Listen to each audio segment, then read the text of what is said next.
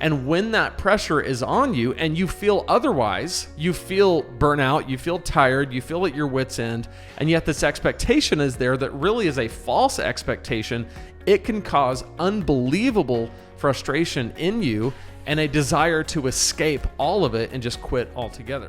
The pastors aren't all right. 38% consider leaving ministry. This is a recent article from Christianity Today, and we are going to talk about it on the podcast today. This is episode 45 of the Preaching Donkey podcast. If you're just joining me, my name is Lane. I am your humble host. We talk every week about how to preach with more effectiveness and impact than ever before. If you're watching on YouTube, welcome. So awesome to have you. Be sure to subscribe, leave a comment below. If you're listening on Apple Podcasts, Spotify, any of those places, so great to have you as well. Leave me a 5-star review if you appreciate and enjoy what we're doing. And we want to dive into this today, but before we do, I want to offer you something as my gift to you for listening or for watching. If you go to preachingdonkey.com/21 days, you can pick up my 21-day guide to creating killer sermons. This is a 3-week, 3-step process that will help you create and deliver a compelling message. So whether you've been preaching for a long time or you're brand new to it, there's something in there for you. So again, go to preachingdonkey.com/21 days. Okay, so Christianity Today, this came out just a couple weeks ago. The pastors aren't all right. 38% consider leaving ministry. As the pandemic has gone on, burnout continues to take its toll on church leaders. I wonder, as you're watching or listening, are you currently experiencing burnout? Or have you in the past? Leave a comment below, let me know. I'm very curious to know how you're doing. Sitting around campfire beside Lake Tawakoni in Northeast Texas, Pastor Nick Burleson has heard pastor after pastor confess their greatest challenges: depression, church conflict, marital strife, and increasingly doubt over whether they should continue in their role.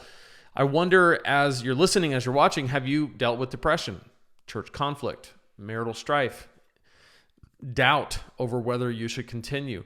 It's interesting how common depression is among clergy. It's really, really crazy to think about, but it's very, very common. And of course, church conflict is just always going to be there. Marital strife is also very common. We have multiple pastors at every retreat that are contemplating leaving ministry, said Burleson, who organizes the 3-day getaways sponsored by his congregation, Timber Ridge Church in Stephenville and Vista Church in Heartland. In a lot of ways, they feel stuck, which just adds to the pressure and the burnout. This is an interesting thing that I think that a lot of pastors would choose a different profession if they had the means to do so. If they had money in the bank, if they had the skills to do something else, they would do it, but they feel stuck because their livelihood is connected to the role they're in. Pastoral burnout has worsened during the pandemic. A Barna Group survey released today, that is when this was issued a couple weeks ago, found that 38% of pastors are seriously considering leaving full-time ministry, up from 29% in January. Wow. So it went from 29% in January to 38%, went up 9 points in just a few months. The change that has been accelerating in the last 18 months has left a lot of pastors with their heads spinning and their hearts spinning as well, said Joe Jensen, Barna's Vice President of Church Engagement. All the chaos, all the pressure, the magnifying glass of social media, the pandemic, the politics, the hyper-digital context, it makes sense that you have a lot of pastors saying, is this really what I signed up for? Is this what I was called into? This is a really important question to ask if you're a pastor.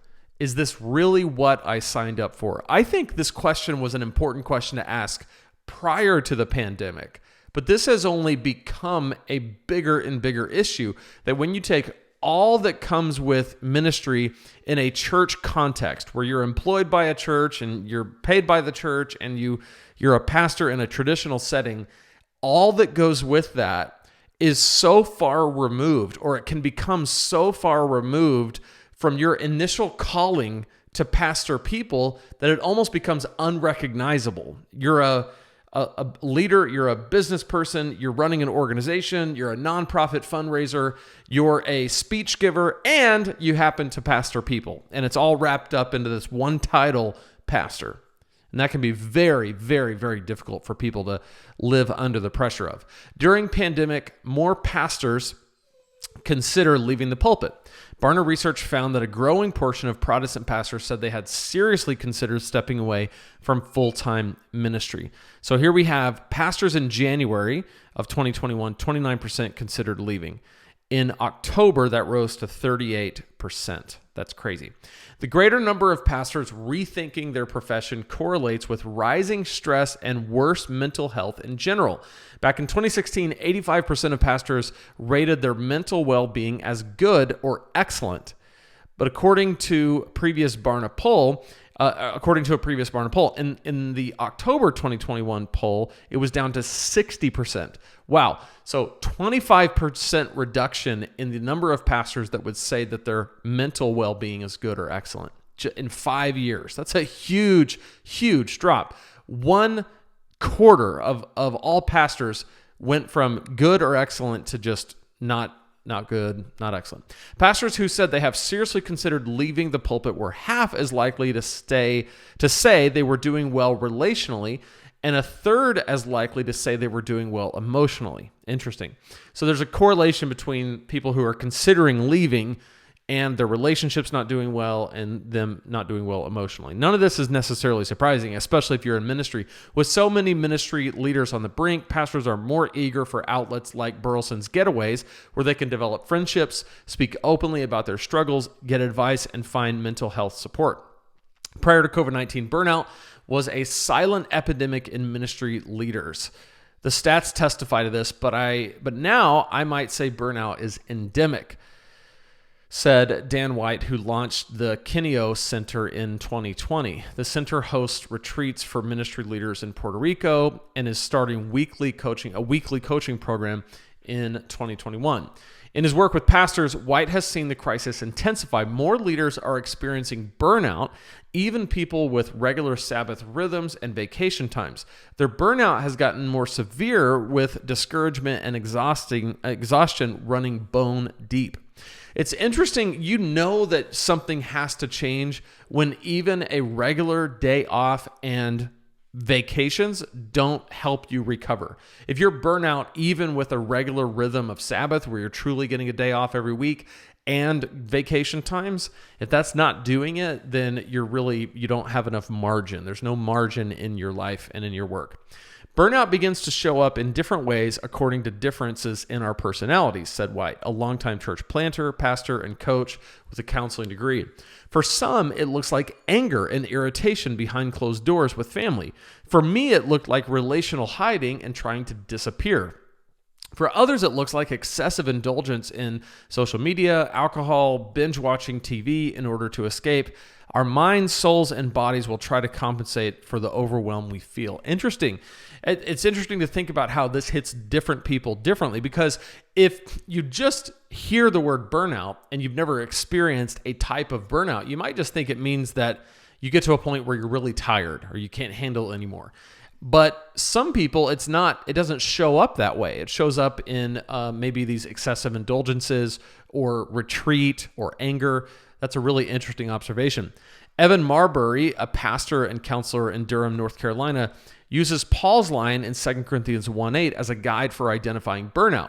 We were under great pressure, far beyond our ability to endure, so that we despaired of life itself. They don't feel God's nearness. They don't feel other people that love them.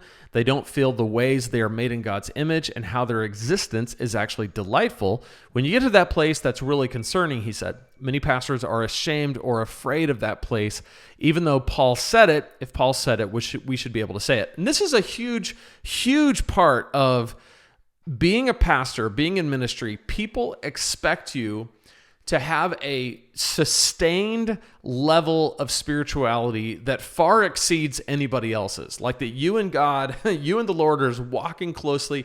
There is no struggle. There is no pain. There is no doubt. You just walk in this infinite state of bliss with God. And that's not reality.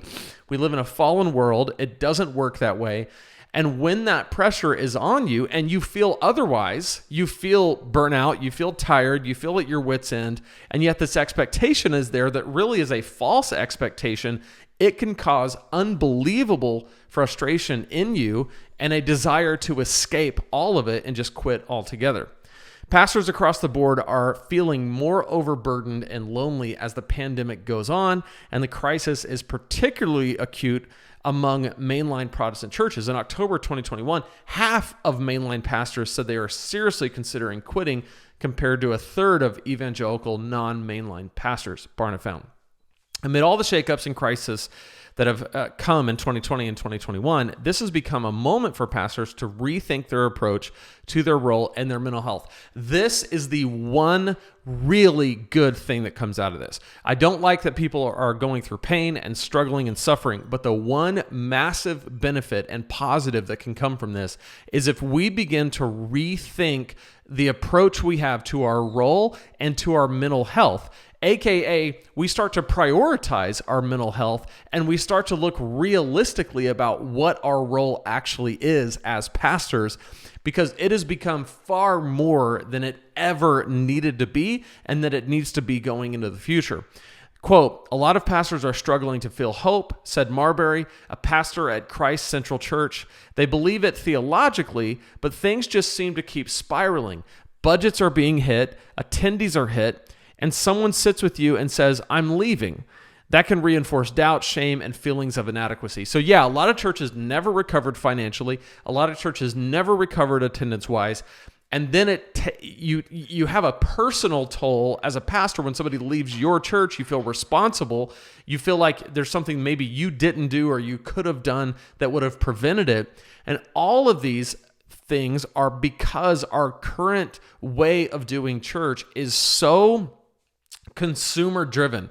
You as a pastor are providing a good and a service. You're performing a ritual for people, a spiritual ritual, and they are the recipients. They're the consumers of that ritual and that good and that service. And this is the way that we've trained people to think about it, that you as the pastor are some kind of, you're a provider of just another good and another service, right? They go to Wendy's and get a delicious cheeseburger. They go to Target and buy their daily, kind of whatever they need to live. And they go to church to get their spiritual rituals met. When churches called off in-person gatherings during the pandemic, pastors lost out on a boost of assurance that could come from worshiping together in a full sanctuary, hugging members after the service, talking through issues with them in person. So in some cases, they were left navigating intense church conflict, politicized departures, and pandemic trauma without some of the most life-giving parts of ministry. This is a really good observation.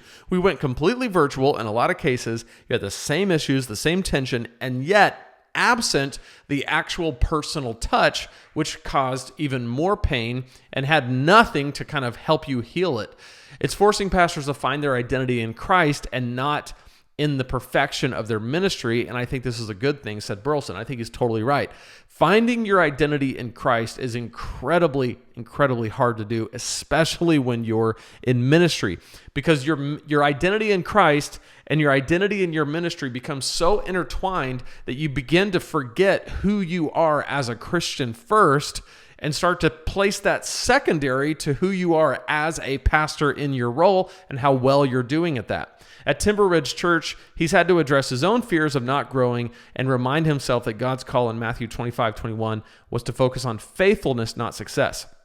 He has planned 20 more lakeside retreats for 2022, a record for the program, which will expand to include weekends for married couples who co-pastor.